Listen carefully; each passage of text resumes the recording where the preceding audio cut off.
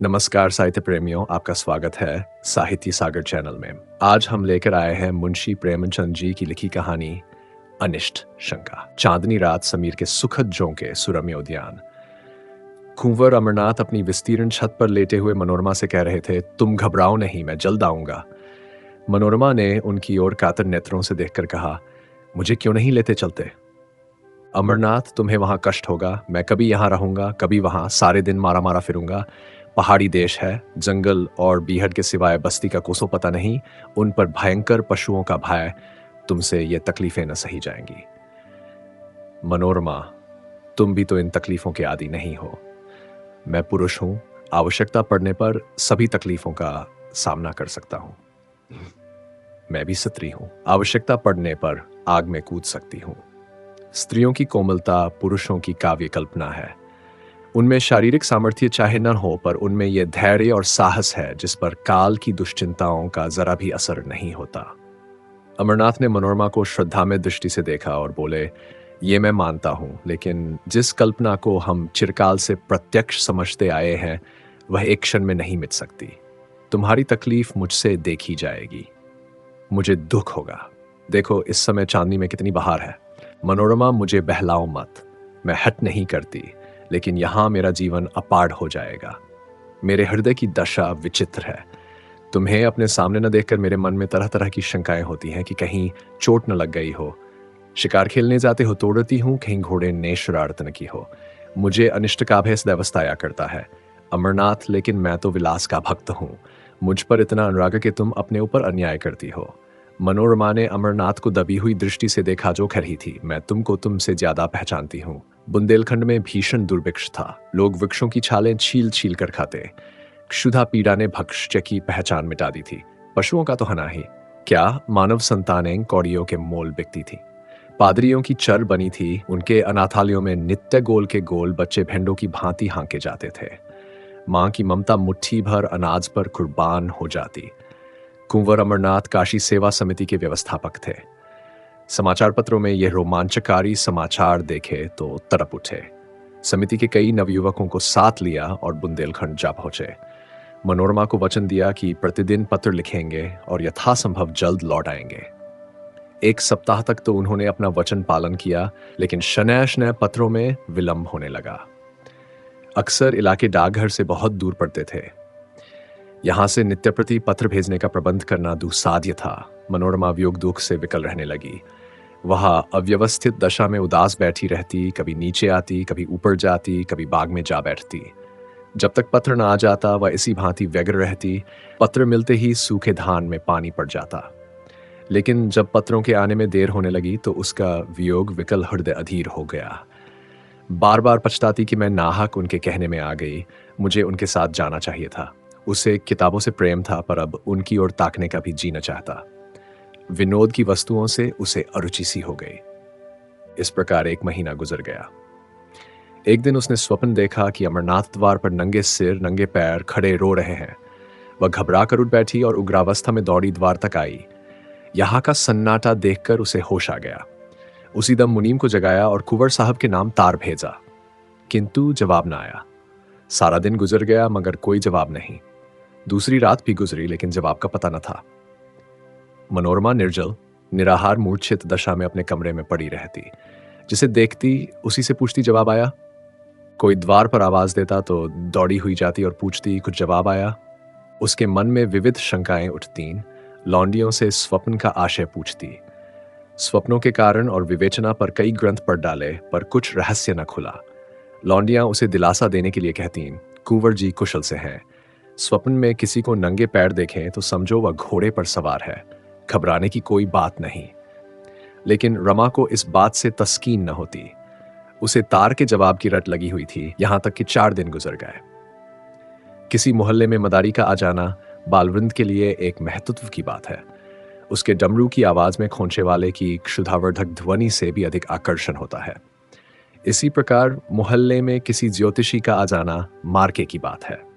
एक क्षण में इसकी खबर घर घर फैल जाती है। सास अपनी बहू को लिए आ पहुंचती है, माता भाग्यहीन कन्या को लेकर आ जाती है। ज्योतिषी जी दुख सुख की अवस्थानुसार वर्षा करने लगते हैं। उनकी भविष्यवाणियों में बड़ा गूढ़ हास्य होता है। उनका भाग्य निर्माण भाग्य रेखाओं से भी जटिल और दुर्ग्राह्य होता है। संभव है कि वर्तमान शिक्षा विधान ने ज्योतिष का आदर कुछ कम कर दिया हो, पर ज्योतिषी जी के महात्म्य में जरा कमी नहीं हुई। उनकी बातों पर चाहे किसी को विश्वासन हो, पर सुनना सभी चाहते हैं। उनके एक एक शब्दों में आशा और भय को उत्तेजित करने की शक्ति भरी रहती है। विशेषतः उसकी अमंगल सूचना तो वज्रपात के तुल्य है, घातक और दग्धकारी। तार भेजे हुए आज 5वां दिन था कि कुंवर साहब के द्वार पर एक ज्योतिषी का आगमन हुआ। तत्काल मोहल्ले की महिलाएं जमा हो गईं। ज्योतिषी जी भाग्य विवेचन करने लगे, किसी को रुलाया, किसी को हंसाया। मनोरमा को खबर मिली, उन्हें तुरंत अंदर बुला भेजा और स्वप्न का आशय पूछा। ज्योतिषी जी ने इधर उधर देखा, पन्ने के पन्ने उल्टे, उंगलियों पर कुछ गिना, पर कुछ निश्चय न कर सके कि क्या उत्तर देना चाहिए। बोले, क्या सरकार ने यह स्वप्न देखा है? मनोरमा बोली, नहीं, मेरी एक सखी ने देखा है। मैं कहती हूँ यह अमंगल सूचक है। वह कहती है मंगलमय है। आप इसकी क्या विवेचना करते हैं? ज्योतिषी जी फिर बुलेन झांकने लगे।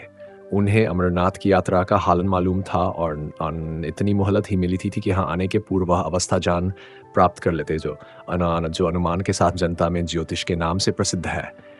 जो प्रश्न पूछा था उसका भी कुछ सूत्र सूचक उत्तर न मिला।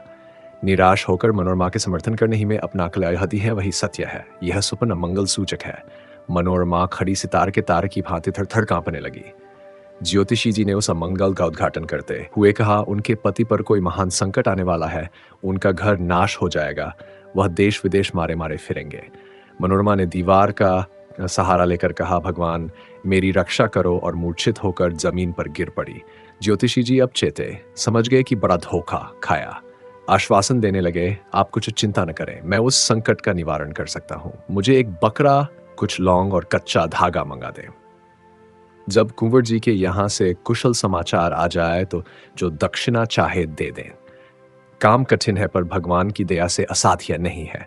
सरकार देखें, मुझे बड़े बड़े हाकिमों ने सर्टिफिकेट दिए हैं।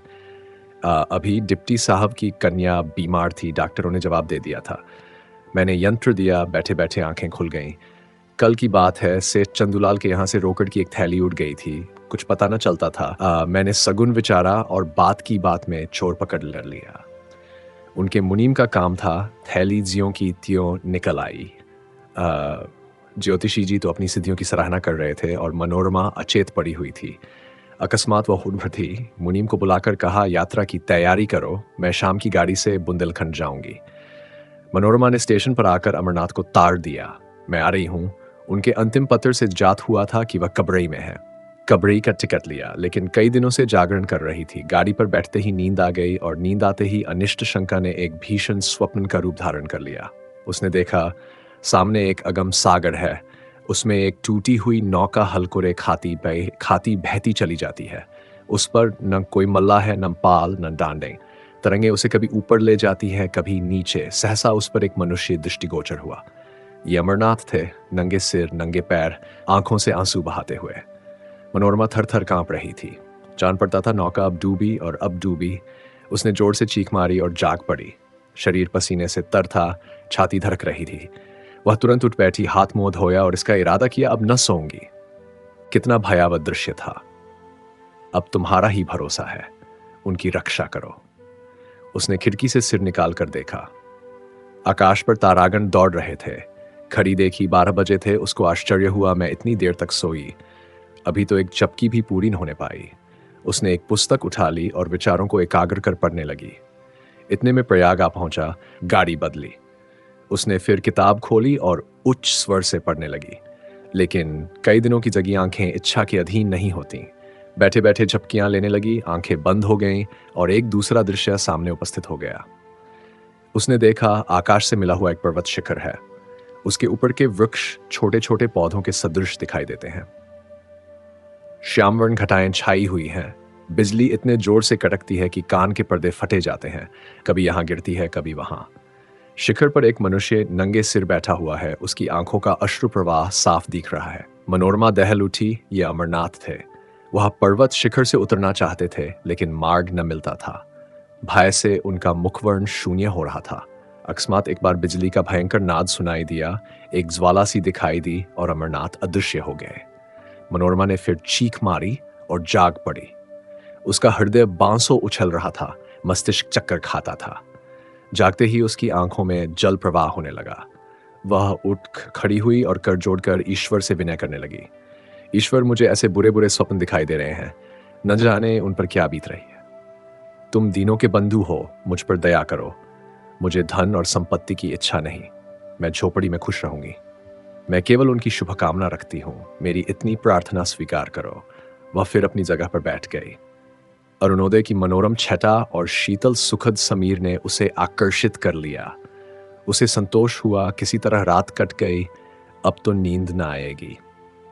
पर्वतों से मनोहर दृश्य दिखाई देने लगे। कहीं पहाड़ियों पर भेंड़ों के गल्ले, कहीं पहाड़ियों के दामन में मृगों के झुंड, कहीं कमल के फूलों से लहराते सागर। मनोरमा एक अर्धस्मृति की दशा में इन दृश्यों को देखती रही, लेकिन फिर न जाने कब उसकी अभागी आंखें झपक गईं। उसने देखा अमरनाथ घोड़े पर सवार एक पुल पर चले जाते हैं।